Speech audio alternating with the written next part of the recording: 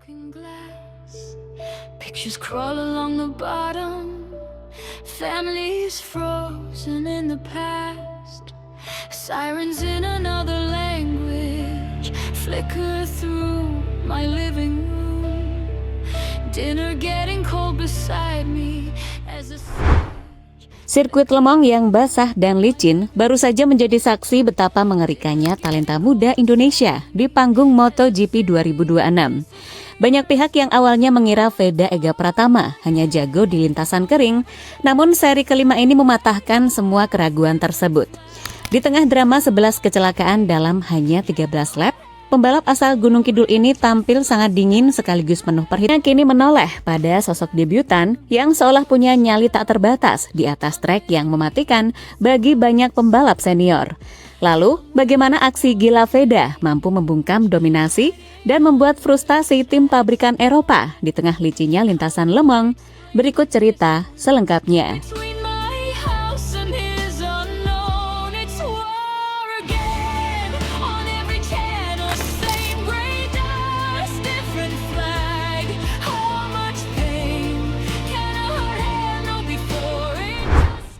Seri Le Mans menjadi tonggak sejarah baru dalam perjalanan karir Veda Ega Pratama di musim perdananya. Dari 5 seri yang sudah dijalani, Veda secara luar biasa berhasil mencatatkan 4 kali finish di posisi 7 besar, di mana satu-satunya hasil buruk hanya terjadi saat insiden di Austin. Di seri Prancis kali ini Veda sukses menjadi pembalap Honda tercepat kedua setelah Adrian Fernandez dari tim Leopard Racing yang memang tampil dominan. Pencapaian ini terasa sangat spesial jika kita melihat peta kekuatan teknis motor di grid Moto3 saat ini. Hingga saat ini, motor KTM memang masih dipercaya oleh publik memiliki performa yang jauh lebih mumpuni dibandingkan Honda, terutama dalam hal akselerasi dan stabilitas saat melibas lintasan basah. Namun keberhasilan Veda finish di posisi 4 menunjukkan bahwa keterbatasan teknis motor bisa ditutupi oleh skill individu yang sangat brilian. Dengan motornya yang diracik Honda tim Asia, Veda mampu membelah dominasi barisan motor KTM yang biasanya merajai grid depan. Keberhasilan ini seolah memberikan sinyal bahwa kontribusi Veda bukan sekedar kebetulan, sehingga namanya kini menjadi ancaman nyata yang harus ditelan pahit oleh tim-tim elit Eropa.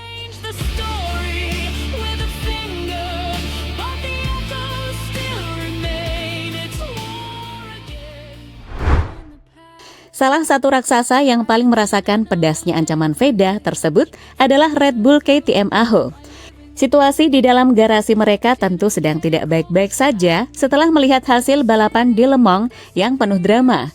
Tim besar dengan pengalaman panjang di Moto3 tersebut harus menelan pil pahit karena semua rider andalannya justru berada di bawah posisi Veda Ega Pratama.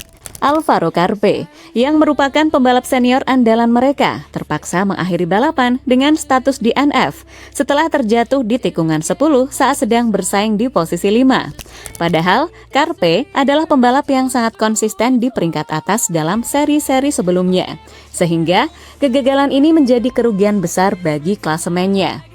Di sisi lain, rider junior mereka, Brian Uriarte, juga mengalami nasib sial dengan terjatuh sebanyak 2 kali di awal balapan.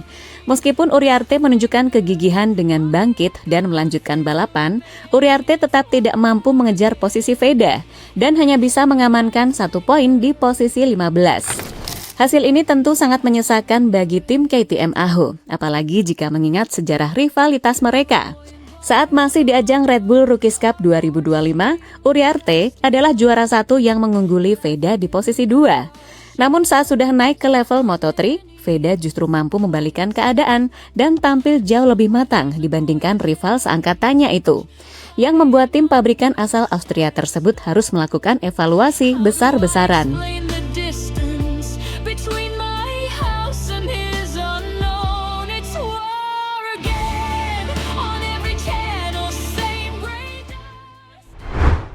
Pengakuan hebatnya Veda dari rival. Hasil gemilang yang diraih Veda di Prancis memicu pengakuan jujur dari para rival terdekatnya, terutama Brian Uriarte dan Alvaro Carpe. Carpe menyadari bahwa kesalahan kecil di trek yang basah bisa berakibat sangat fatal bagi peluang juara. Kegagalannya untuk finish di Le Mans secara otomatis memutus rekor 8 kali finish di posisi 5 besar miliknya. Sementara Veda justru semakin konsisten mendekati papan atas. Carpe pun mengakui bahwa menjaga motor tetap tegak di lintasan licin Le Mans adalah tantangan yang gagal ia taklukkan hari itu. Berbeda dengan Veda yang tampil sangat tenang.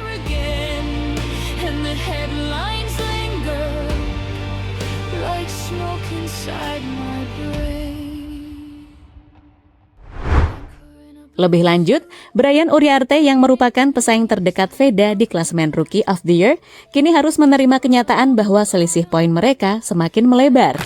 Uriarte secara terbuka mengakui bahwa ambisinya di awal balapan justru menjadi bumerang yang membuatnya terjatuh berkali-kali. Meskipun ia sempat mencatatkan waktu tercepat di 3 lap terakhir saat mencoba mengejar ketertinggalan, hal itu tidak cukup untuk menandingi performa stabil Veda yang sudah berada jauh di depan. Selisih poin di klasemen Rookie of the Year kini memberikan tekanan mental yang sangat besar bagi Uriarte. Rider yang dulu pernah diunggulkan di ajang Rookies Cup ini sekarang harus mengakui bahwa Veda telah berkembang jauh lebih cepat dan lebih cerdik dalam mengelola balapan di kondisi sulit.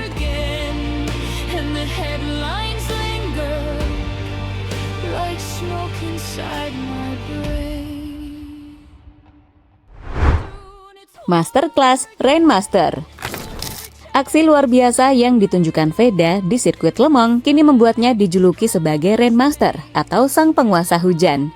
Jika pada seri-seri sebelumnya banyak fans yang belum bisa membayangkan Veda tampil menggila di lintasan basah, seri Prancis ini menjadi jawaban yang sempurna.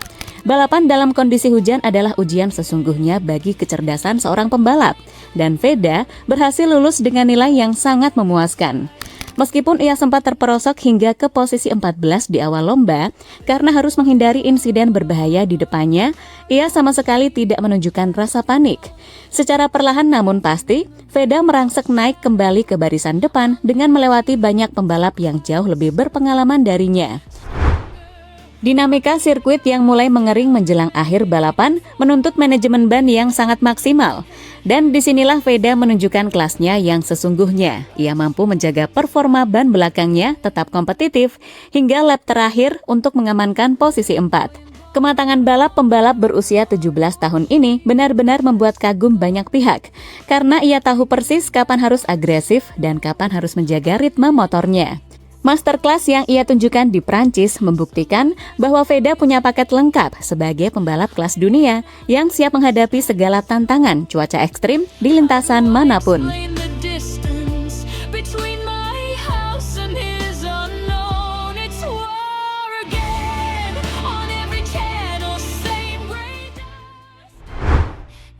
Tak butuh waktu lama menunggu Veda kembali menunjukkan aksinya. Setelah tampil luar biasa di Le Mans, ia akan kembali terbang ke Spanyol untuk menjalani seri ke-6 Moto3 2026 yang berlangsung di sirkuit Catalunya.